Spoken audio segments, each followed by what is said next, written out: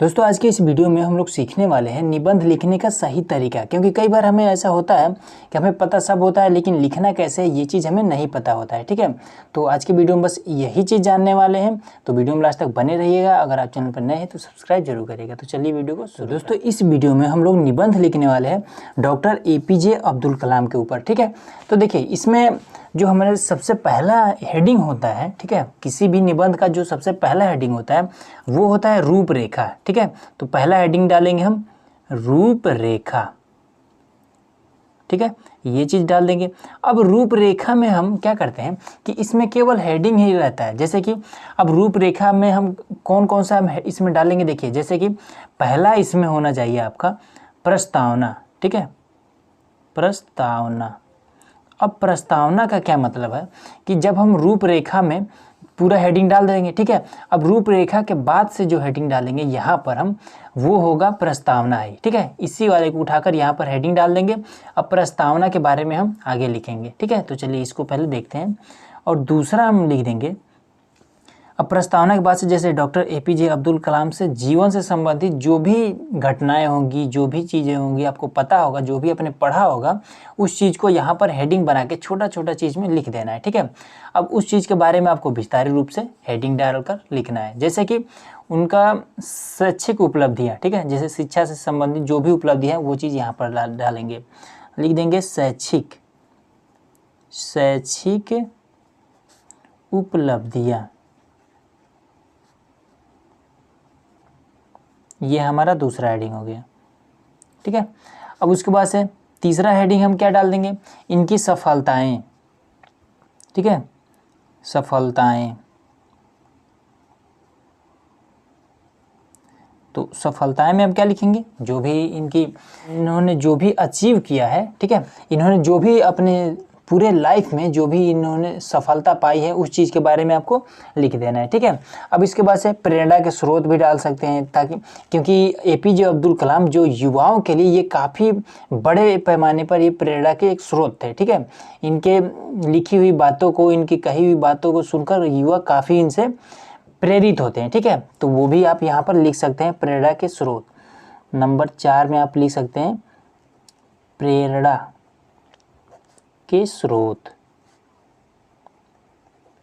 प्रेरणा के एक स्रोत है। ठीक है, अब जो 5वां नंबर है और ये काफ़ी इंपॉर्टेंट है। ठीक है, 5वां नंबर आपको हेडिंग डालना है उपसंहार। उपसंहार, ये घ नहीं ह है। ठीक है, उपसंहार। तो ये चीज़ आपको ज़रूर लिखना है। अगर ये चीज़ आपने नहीं लिखा है तो फिर आपका नंबर पक्का है कट जाएगा। ठीक है, तो ये चीज़ आप ज़रूर लिखिएगा। अब इसके बाद से क्या करेंगे, अब जो आपका इस रूपरेखा के बाद से जो आपका दूसरा हेडिंग होगा वो होगा प्रस्तावना का। ठीक है, तो यहाँ पर आप अब 1 नंबर नहीं डालेंगे, यहाँ पर डायरेक्ट आप लिखेंगे प्रस्तावना। ठीक है, प्रस्तावना। अब प्रस्तावना में आप क्या लिखेंगे ये चीज़ आप समझ लीजिए। अब प्रस्तावना में आप लिखेंगे जैसे कि उनका जन्म कहाँ हुआ था, उनके पिता का क्या नाम था, उनके माता का क्या नाम था, उनका पूरा नाम क्या था। ठीक है, ये चीज़ आप प्रस्तावना में लिखेंगे। और उसके बाद से आप क्या लिखेंगे, ये चीज़ हो गया, प्रस्तावना हो गया। उसके बाद से शैक्षिक उपलब्धियाँ। अब इसके बाद से जब हेडिंग डालेंगे लिखेंगे शैक्षिक उपलब्धियाँ।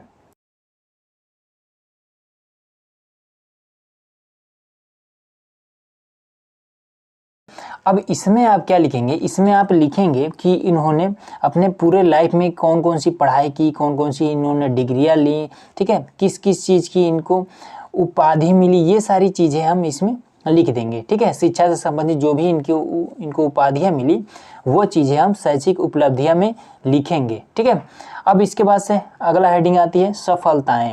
ठीक है, तो सफलताएँ में इनके जीवन की सफलताएँ भी लिख सकते हैं यहाँ पर, तो हम लिख देंगे यहाँ पर सफलताएं। तो अब इसमें हम क्या लिखेंगे, इसमें हम लिखेंगे कि डॉक्टर APJ अब्दुल कलाम अपने पूरे जीवन में कौन कौन से उन्होंने सफलताएं अचीव की। ठीक है, उस चीज़ के बारे में हम इसमें लिखेंगे। ठीक है, तो ये चीज़ हो गया। अब इसके बाद से यहाँ पर चौथा नंबर प्रेरणा के स्रोत, तो ये चीज़ यहाँ पर हम डाल देंगे प्रेरणा। ठीक है, तो प्रेरणा के स्रोत डाल देंगे। अब इसमें हम क्या लिखेंगे, देखिए प्रेरणा के स्रोत, इसमें हम एक चीज़ लिख सकते हैं कि डॉक्टर APJ अब्दुल कलाम ये युवाओं के लिए एक बहुत बड़े इंस्पिरेशन थे, ठीक है, एक बहुत बड़े प्रेरणा के स्रोत है। इनकी बातों को सुनकर और अपने जीवन में गहन करके काफ़ी स्टूडेंट, काफ़ी विद्यार्थी इन्होंने अपने सफलताओं के मार्ग में काफ़ी मदद प्राप्त किया, ठीक है। ये चीज़ इस तरह से आप लिख सकते हैं, ठीक है। अब इसके बाद से क्या आती है, अब सेकेंड मतलब कि लास्ट जो आपका उपसंहार, ठीक है। तो उपसंहार में आप क्या लिखेंगे, पहले हेडिंग डालेंगे उपसंहार।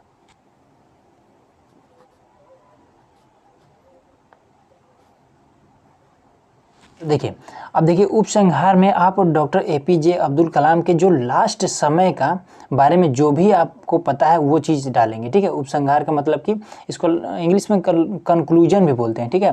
तो कंक्लूजन मतलब कि पूरे कहानी के का जो निचोड़ होता है वो चीज़ आपको उपसंहार में लिखना होता है। जैसे कि इसमें लिख सकते हैं कि डॉक्टर APJ अब्दुल कलाम के निधन से समाज पर जो अपूरणीय क्षति हुई है उसको भर पाना नामुमकिन है, ठीक है। इस तरह से आप उनके बारे में लिख सकते हैं, ठीक है।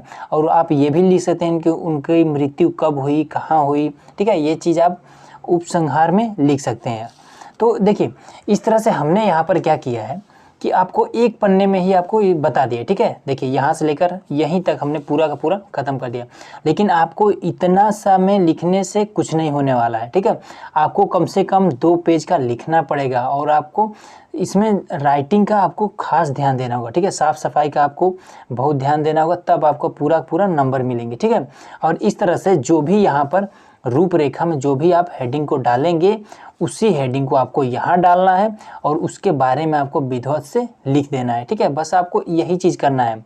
और आपको एक चीज़ पता होना चाहिए कि कम से कम ये 2 पेज में होना चाहिए, ठीक है। अगर कम में होता है तो फिर आपको नंबर कम मिलेंगे, ठीक है। और साफ़ सफाई का विशेष ध्यान दीजिएगा, बस यही इतना कर लेंगे आपको पूरा का पूरा नंबर पक्का मिल जाएगा, ठीक है।